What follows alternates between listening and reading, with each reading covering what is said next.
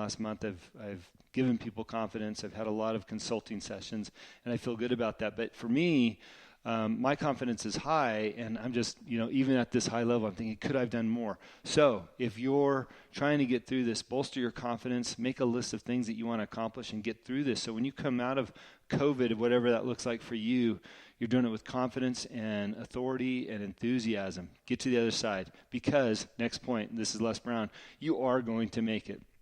So no doubt about that.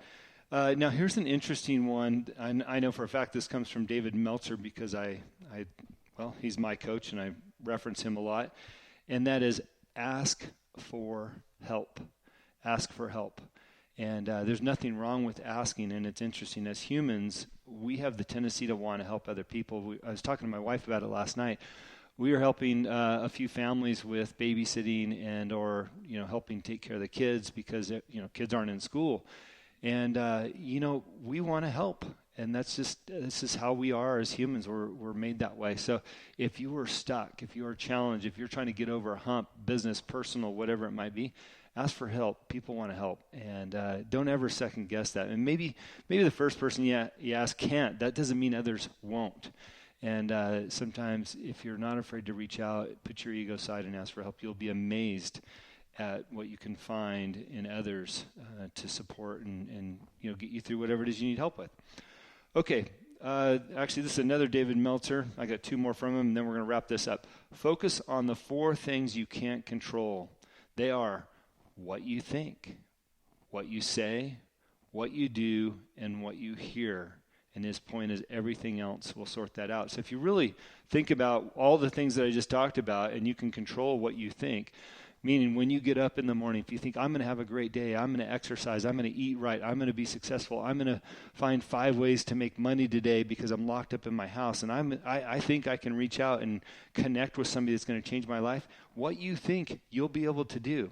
You can control what you say. You can control what you say to your family and your friends and others. And meaning if you are a positive person, or if you can promote a positive attitude towards others, that's going to come back to you. So again, things that you can control, what you think, what you say, and you can control what you do. Instead of, like I did last night, stayed up till 11:30 at night watching Netflix instead of, doing some work or reading something, I can control what I do. I can accomplish more. If my goals are telling me this is what I need to accomplish, but yet I chose to watch Netflix till 11:30 p.m. last night, then of course I'm going against the grain of what my own goals are. So only you can control what you do. So focus on what you do, and while you're doing that, do they achieve your goals based on your self-awareness and what you want in life? And finally, what you hear. And what's amazing, so I cut out news back in the election cycle because eventually I was just getting, burnt out. And a little bit of depression was setting in, listening to the news all day on my commutes. This is when I was living in L.A. And finally I said, I got to turn the news off, man. All this election bantering back and forth has gotten the worst of me. And I really cut out the news for a couple of years. Well, recently we found out that on Hulu we can get a few news channels, and I got the news back on. And all I'm hearing is COVID and this and this. Everybody's fighting back and forth.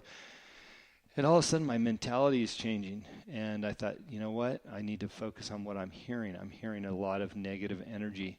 I need to turn that into something positive. So this morning, I listened to, like I said, 40 of Brad's messages. I feel like I'm back on top, and it overcame the 4 hours of TV I watched last night on Netflix. Actually, I was watching The Ranch, so it wasn't that bad. And then finally, last point here that I've been writing down is live your life of more than enough. And I have been writing that down for over 3 years now. That was my first coaching session with David Meltzer. If you don't have a coach, here's a lesson for you. Live your life of more than enough. And I guarantee you, if you start living your life that way, things will change. So what does that mean? Well, we all have, if you look around, if you write it down, we all have a lot. And I think our lack of understanding what we have allows us to chase things that we think we want, and maybe we really don't. And by thinking we want them and chasing them, that oftentimes leads to unhappiness. So for me, living a life of more than enough, I'm grateful for my wife, I'm grateful for my kids, I'm grateful for being able to put food on the table, and I'm grateful for the money that I can earn to do, at a minimal, just that. Now, it doesn't matter where I'm doing that at.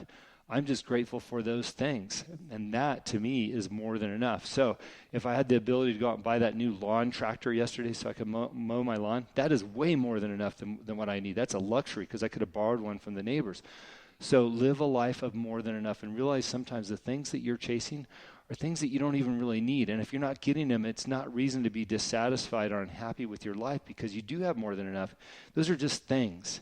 So focus on more than enough, because if you live that life, people will see that and they want to be a part of that. And guess what's going to happen? You will have more than enough and it'll keep flowing in. So write that down every day. Live your life more than enough, and maybe focus on writing 5 things down that you have more than enough of. And you will see how quickly you'll become grateful for the life that you had. So that is part of how I live my life driven. I'm glad that wasn't intentional, but I'm glad that that was the last one on my list today.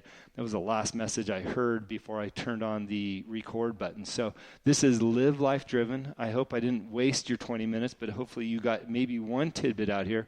And if this only helps one person out of the 33,582 subscribers, I'm glad that we can help somebody. If you like the show, pass it on.